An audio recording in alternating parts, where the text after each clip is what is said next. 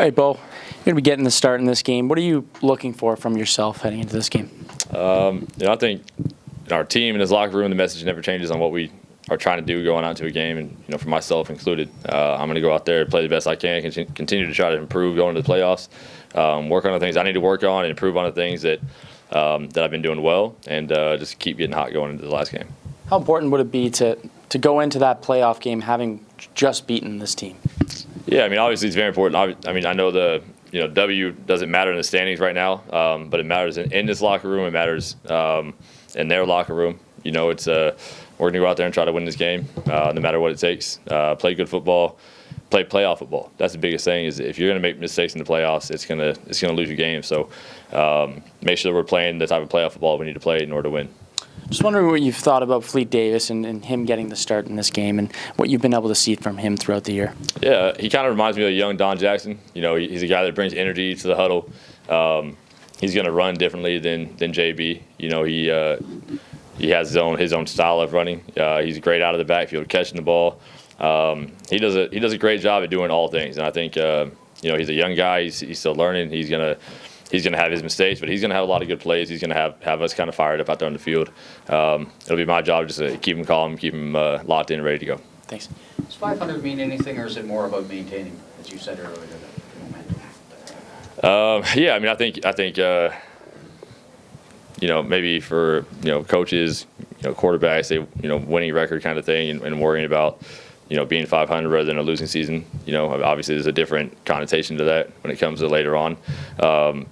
But I think at the end of the day, you go out and you're trying to win a football game. Doesn't matter what it does to your record in 500. It's just we want to go out there and make them feel like they're not 3-0 against us, and they're going to come to that game super confident. We want to go out there and make them feel like, all right, yeah, we beat them the first 2 times, but they got us the last time, and let them have the excuse of like, oh yeah, but we didn't play some of our players or whatnot.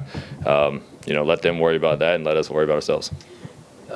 Orlando was saying that they're and of course they didn't reveal what they were, but there are predetermined things that he feels you guys want to work on to make sure they're up to par. Is there something that could change in the game that you might say, geez, I don't like the way we're running that kind of play, let's try it again, even though that's not necessarily, I want to get up to speed on that kind of play? Is that the question? Is that the one? I think that's the one. There it was. Yeah, I think I've been in these situations a lot where you're kind of playing a team that you might play in the first game of the playoffs, or you possibly play in the final, or a team that you might see in a Grey Cup, and your thought is, like, everybody knows, like, it's not a secret. We're going to go out there and try certain things against them we want to try. They're going to do the same to us, and maybe defensively, they want to pressure us all day. Maybe they want to drop 9 all day. Maybe they don't want me, because I haven't played them yet, to see anything that they do, right? So I think, what Scott has just kind of prepped me on is be ready for anything and everything. You're a vet. See with your eyes, trust your eyes, get out there, let the ball rip. If we make mistakes this game, learn from them in the game, move past them so that we can continue to move the offense throughout the game and use that to improve for next week. Is there anything that an individual player, especially one that hasn't played against them this year, can learn from being in the same stadium where it's going to happen? Yeah, definitely. I think, a lot of what playoff football is handling noise. It's understanding that you're in somebody else's house, and it's obviously hard to win in somebody else's house typically. Vuvuzela, however you say those things, the horns.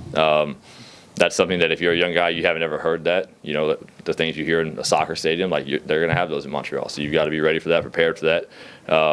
That's something that we have prepared for and we are ready for. So, yeah, it's a nice thing, I think, for young guys that maybe haven't played a lot or played against them or played in their stadium and might play next week. It gives them the ability to familiarize themselves with the surroundings that they're going to be in for a high-stakes playoff game.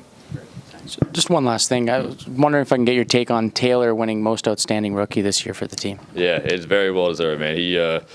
I think we've had a lot of rookies step up for us. But to be a guy to get to hype up Taylor, I can tell you that, and it's something I've said a couple times up here on this stage, is he is what you want out of a quarterback. He is a guy that shows up early. He's a guy that cares for his teammates. He's a guy that tries to get other guys prepped.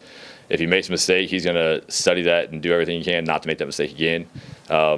He played beyond his years, without a doubt, when he came in. We weren't in playoff contention I mean, I guess you always are in the CFL, till the end of the season, but it didn't look like we were where we wanted to be for playoff contention, and then Taylor came in and led this team and improved the entire time he played.